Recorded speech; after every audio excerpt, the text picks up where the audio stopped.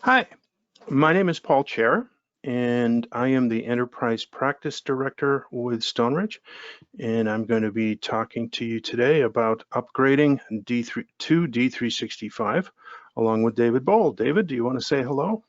Yeah, hi. So David Bohl, my title here at Stoneridge is Principal Developer and Team Manager. Got about 12 years of development experience with AX, and one of my specialties is development and upgrades from 2012 to F&O. All right, thank you. Let's take a look at the agenda. If you signed up for this webinar, you might have seen this before. And I'm not going to read each of these bullet items, but in general, there's three things that we want to talk about. One is when you think about upgrading, you're really not just worried about the code that you have to move. You have to think about the processes as well and what customizations are represented by those processes. You also want to think about your ISVs and whether they've made the move to D365 and how they're going to work, as well as how you're going to move the code to D365. So it's an exercise that involves processes, ISVs, as well as technical work in moving the code. And we're going to talk a little bit about all those three things next.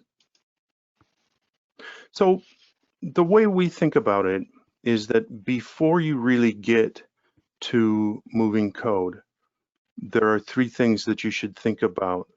One is your business processes, two is the state of the code itself, and three is your data. And before you start executing on a move, which is step 4 on this little map, you want to have a handle on those three things. And I'm going to focus on business processes, starting with the next slide.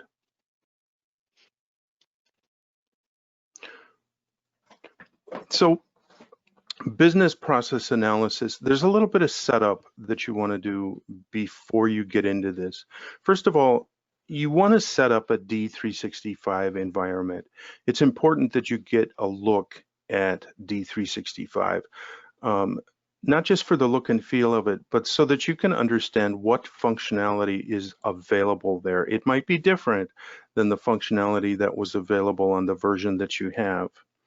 As much as you can, you want to get and install your ISV solutions. And typically, you can get an evaluation copy of those ISV solutions. You might have to work with your ISV vendor to do that. And you want to get some relevant sample data set up.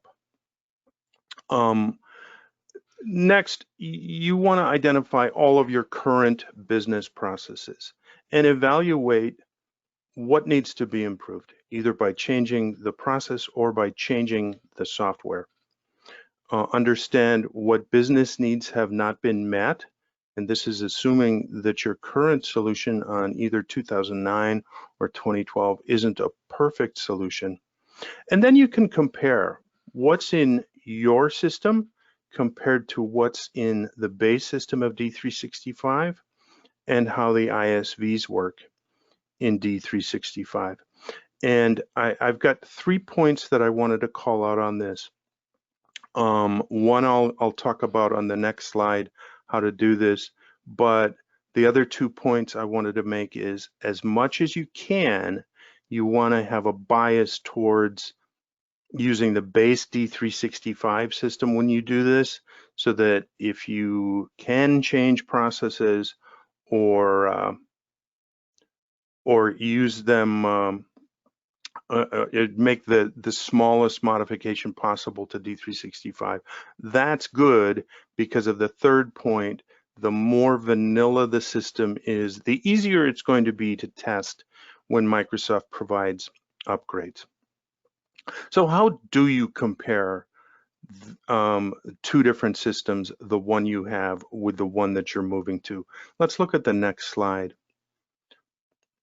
And this is a suggestion on how you can do that. I've seen this work in the past, where you set up 3 different screens. One has got documentation and the notes.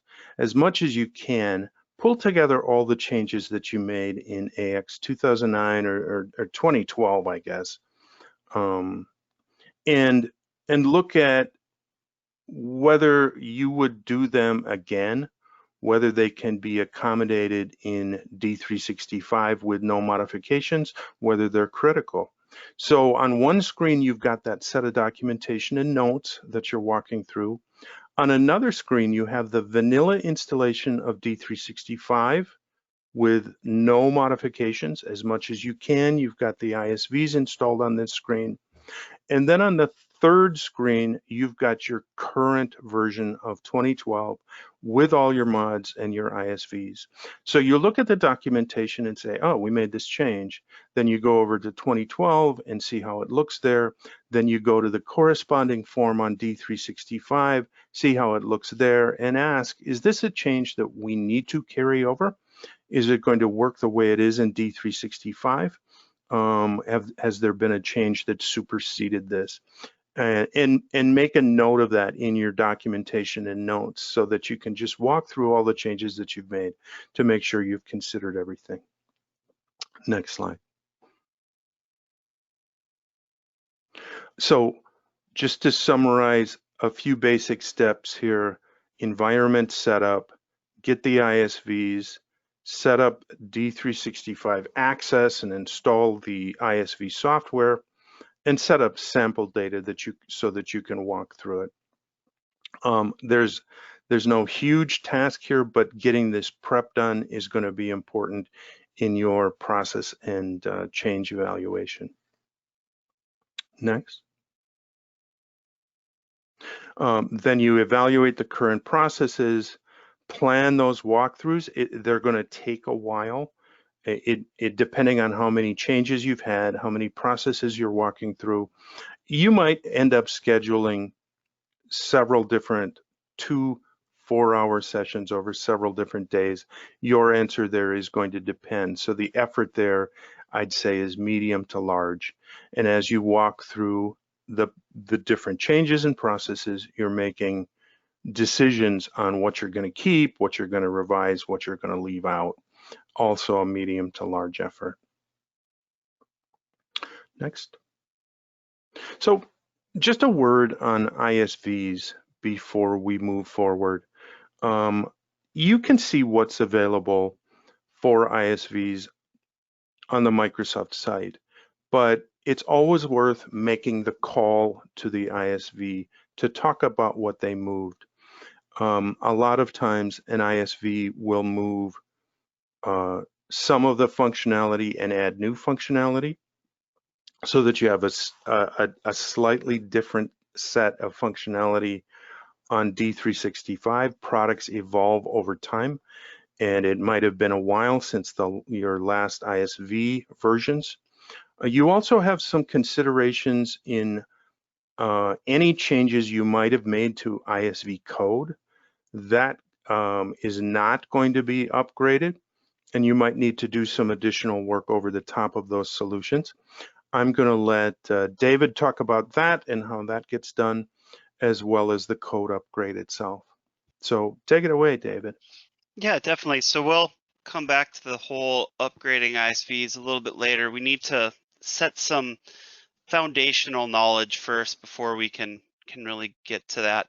So the first thing we really need to look at is, what would you consider the success of your implementation? Because there's a couple different roads that we can go down, depending on how you're feeling about some of that review that Paul talked about at the beginning, with the different changes you've made to the system, what you want to keep, what maybe you want to get rid of. The first thing that we need to think of is, if you are in the space where you're like, our implementation is really successful, it works just the way we want it to do, we've done the review, and we want to take everything that's there and move it forward into F&O. There is a process for doing that. Some people might call that a migration or an upgrade that way. And there's Microsoft tools that will help you do that.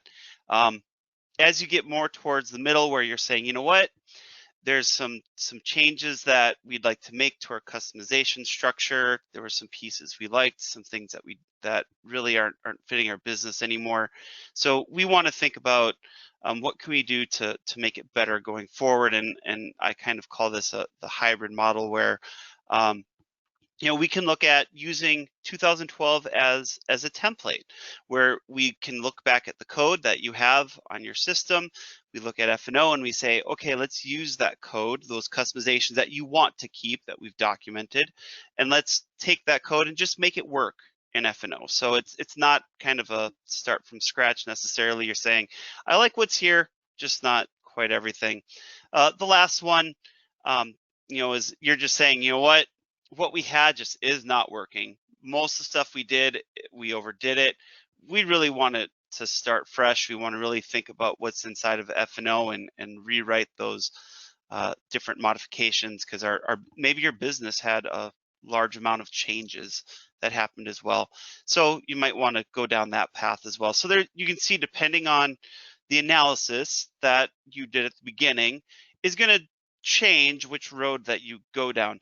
The biggest thing I think that you can do with all of it is create a feature list. Create that list of, here's what we know about, at least, that we did in 2012. Here's the ones that we want to keep. If most of that list is there, it helps you break down what goes through each one of those sections. So we're going to go through and talk about, okay, well, how do we decide what the work effort might even look like? So if I jump back to the previous slide, we're going to assume that you're saying, hey, I want to keep a lot of the code that's there. I want to make sure that all of my functionality is moving forward. Well, we have some tools that are available to help analyze that code and see what's all there, and maybe even help make some of those decisions, or try to figure out what does our timeline maybe even look like. So there's a few things you can do. The first thing is a Microsoft tool. So in LCS, or Lifecycle Services, and that's the screenshot you're seeing off on the right-hand side there. There's a tool that you can run that will take your model store, so all the code that sits behind your implementation, and runs through all of it, and at the end gives you some spreadsheets with some data that shows, here's the customizations that you're going to have to upgrade, here's the areas that we think that they're in, and here's how we would break down those tasks as well. And it gives you a pretty good idea of kind of what you're getting into. The thing I'll put there, and I circled in red, is there's this estimate only checkbox. This is essentially the same process you go through for actually upgrading the code. The difference is that one checkbox there, which it doesn't actually do the upgrade. It goes through all of it and then creates the spreadsheets at the end, rather than pushing it out to your DevOps. StoneRidge has actually also created a tool. We can come in and install it on your 2012 system, and it will go through and do a little bit of the same thing. We look through the top of all of your customizations that you have there, and we start getting some analytics out of that. So we'll pull together and we'll say, you know what, you have 5 different models that you've done customizations in. Here's the amount of objects that have been changed in each one, broken down by type. And then we put some numbers to that as well to say, well, if you did a pure upgrade, here's what that would look like. It also does some things that says, okay, you had 50 of your customizations were around inventory, you had 20 around sales orders, and maybe 15 in project accounting. And so we can then take that and give us a little bit of an idea of the areas that we need to focus on when we're going through and doing that analysis as well. If you want to do a more manual process, you can have a developer go into your system. You can create a project in 2012 based off of a model, and literally go through and manually count each object that's there. If you want, you can list it out and then do some groupings inside there and have a manual process to go through that. I'll warn you, it's pretty tedious. It's not a quick process by any means, especially if you have a large number of customizations, but it's always an option. So we can take all this data from this code analysis and help us decide, which direction do we want to go and how much customizations do we actually have in the system. A couple things that we've found that people don't realize is how many like SSRS reports you've actually customized. You might not even be fully aware anymore how many you have, and these types of tools can help kind of show you what's all been done to your base system. So once we've gone through and done some of this analysis, we need to then understand what's new between the two, because really from a functionality standpoint, there's a lot of really cool new features that Microsoft has put in. The biggest change that's happened between 2012 and F&O is everything that happens in the background.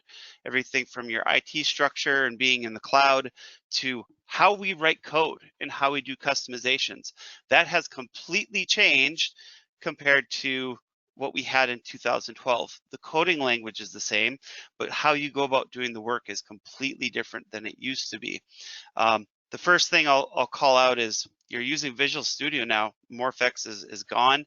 DevOps is part of the process no matter what.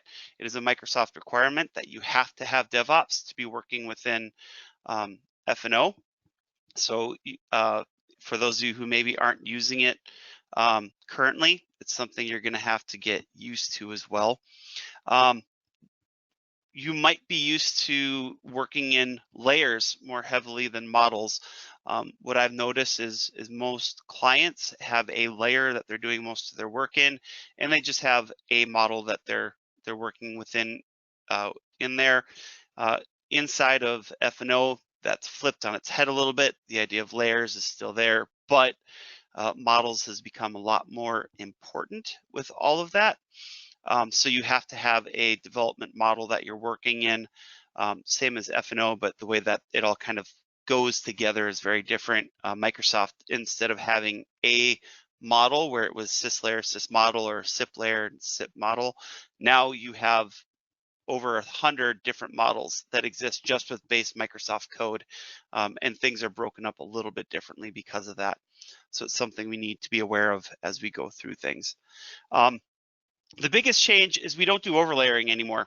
Overlayering was the ability to go in and completely change the base code. You could delete stuff out, you could comment out stuff, you could add things in the middle. That is no longer the case. We are now in a extension or event-driven model. Same idea. The main thing to know about this is no matter what you do, the base code is always going to run. So that's the same for anything Microsoft delivers.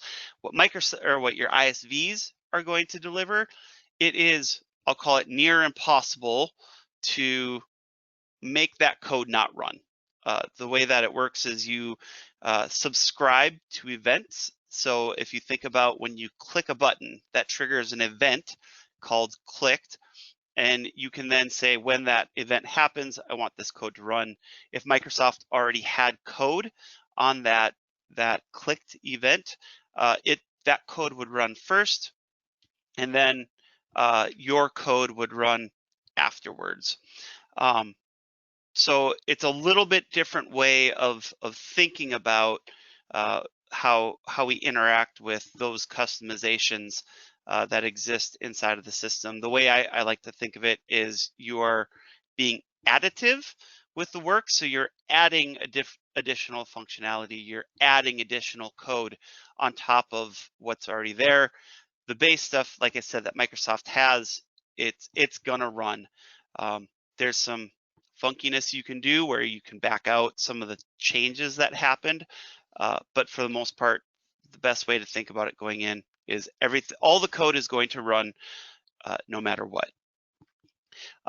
Along with that, we are no longer in a thin client development type structure where you're working directly with a client server client structure. We are now doing web development. You're working essentially with a web browser, and you have to start thinking about things like, what is this going to look like in Chrome? What's this going to look like in Edge and Safari? You have to take in different considerations with that, because we're no longer Microsoft doesn't control the client, right? There are multiple web browsers out there, which is now our client that is viewing the application. So with that, we have to be a little bit more strategic about how we write code and how we do work and how we make things go forward. And we really have to be a little bit more thinking about performance overall as well. The last thing, and this kind of ties into the last part here as well, with being in web dev, they've introduced a new thing called form patterns. What this allows us to do is Microsoft has a set of, this is what a customer entry form looks like, or a data entry form generally looks like. They call it a master details. And with that, if you use that, it should then look the same across all the browsers. They've tested these form patterns to be compatible across multiple browsers that way. It does have a little bit of handcuffing as far as what you can make forms look like. There's a discrete list of form patterns that exists out there that we can use. But it also does mean that we have to apply to the rules that go along with that form pattern. So just wanting to highlight some of the big new areas in development that we need to be aware of as we go through things. So, we've started at talking about, okay, how do we do our analysis at the beginning? How do we look at our customizations that exist already out there? We have some tools we can use. We've also talked about, okay, well, what's new in development? What are the things that I need to be aware of as I'm going through all this? So how does that then impact the work that we're doing within our ISVs as well? It's very common that you're going to go through and the ISV gets you, let's say, 90% of the way there, but you need to make changes on top of the ISVs as well. So we talked about at the beginning, we don't upgrade ISVs, we reinstall ISVs. So if we look at that upgrade order list there, so the first thing we ever do when we're upgrading or even installing fresh, we need to get a dev box created. We create a branch for the code to live in. We install the ISVs. So even if we're going through the upgrade path, you want to keep all of your customizations, we still need to install those ISVs completely fresh. So if you think about where maybe you've gone through and you have maybe removed some code that was there within the ISV code before, and you said, I don't want that code to run. Well, we're in that extension model, right? So we can't say that anymore. All that code that was there is essentially nullified. So we have to think about how we're interacting with that ISV a little bit differently. And I'll also say, I would look at the customizations that you've done on top of your ISVs and make sure that that ISV is still going to fit the needs for your business. It's usually when you're looking to move from system to system and you're doing these upgrades, it's a good time just to reevaluate as well and say, okay, well, what's the functionality that this ISV is providing for me? Does it make sense that we stick with that ISV as well? What customizations have we made on top of it? I've worked with a few clients in the past that, as an example, have heavily modified some of the tax code for different tax ISVs. And usually those are pretty invasive, right? Usually if you're modifying how taxes work from a tax ISV. So you really need to think about how that all works. Once you get the ISVs installed, you can upgrade the code if you're going through that keep everything model to say, okay, I'm going to upgrade all the code around the ISV and the base system, knowing that you're going to have to then possibly delete some changes that you've made, or think about new ways to implement that code to work with the ISV instead of working against the ISV, maybe is a good way to describe that. When we think about extensions, so like we talked about with the clicked example, we talked about how there's a run order that happens with all this, and that's kind of that top bullet point there. And I didn't put out obviously all the different layers that exist. I just put a few out to give an example there. So if we look, we're always going to run from the bottom up and then the top back down. So the sys code or the base Microsoft code is going to run. It's going to move up to the next one to try to find extensions that might exist on top of it. So we move up to the ISV, and if the ISV has an extension or additional code that they've added in, the ISV code runs. And then let's say that you are in the cus layer on top of that, and you add an additional extension on top of it. Well, the ISV layer code has already run. Then it gets to our code up in the customer or var layer, depending on which one you're working in. And it says, okay, run our code now. So we have the opportunity at that point to say, well, you can still see the code in all the lower layers, so you might need to do some backing out of changes that the ISV made, or you need to change how things, you need to go through and add additional functionality for things to happen inside of there. And then that top level runs, and then if there's anything afterwards, it kind of falls back down the chain, as it were. So with this extension methodology, we just have to be very mindful of the changes we've made inside of 2012. We have to be very mindful of where did we remove code inside of the base areas. We have to be mindful of things like if I wrote code in the middle of an if statement on the base code, you're going to have to be pretty creative to try to get that to work the way that you're hoping it to, just because, again, I'm not writing my code inside the base methods. It all kind of lives within its own area. And again, we need to be cognizant of the fact that we are in a web development model, more or less, rather than a client server type model instead.